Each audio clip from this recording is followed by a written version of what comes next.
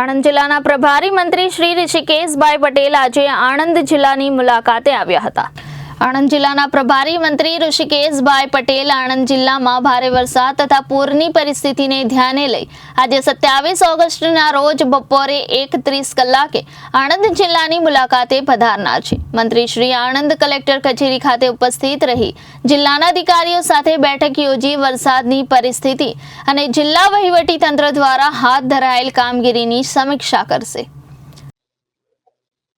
હવામાન વિભાગની આગાહીની સાથે જ આદરણીય મુખ્યમંત્રીશ્રીએ 25મી તારીખે તમામ અધિકારીઓ સાથે મુખ્ય સચિવ અને દરેક જિલ્લાના કલેક્ટર, નોડલ અધિકારી, મ્યુનિસિપલ કમિશનર સાથે શરૂઆતમાં જ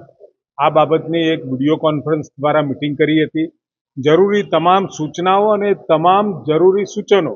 મંગાવી એ પ્રમાણેની વ્યવસ્થા પણ કરી દીધી। તરત જ બીજા જ દિવસે સવારે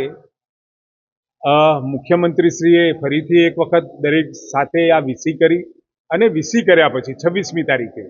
અને 26મી તારીખે 12:30 વાગે વીસી કરી અને રાત્રે ફરીથી એનો આખો રિવ્યુ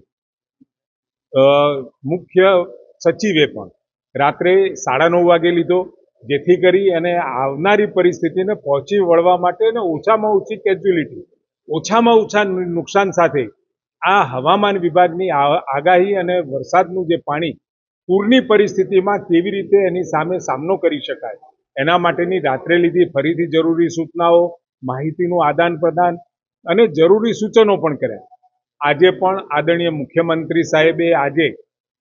તમામ જિલ્લાઓમાં તમામ જવાબદાર અધિકારીઓ સાથે વીસી કરી જરૂરી સૂચન ને જરૂરી વિગતો એમને મેળવી અને એના કારણે લગભગ આખા રાજ્યની અંદર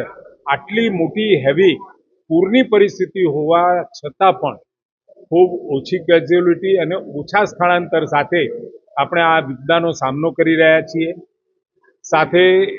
જે પણ ભૂતકાળની અંદર પણ આવી નેચરલ કેલામિટીઝ આવે, ડિઝાસ્ટર આવે, એ વખતે રાજ્ય સરકારે ભૂતકાળમાં છેલ્લા 5 વર્ષમાં 6,932,000 કરોડના ખર્ચે ગુજરાતના નાગરિકોની મદદમાં સરકાર આવી છે અને આ વખતે પણ જેવું આ પરિસ્થિતિમાંથી પસાર થઈએ એની સાથે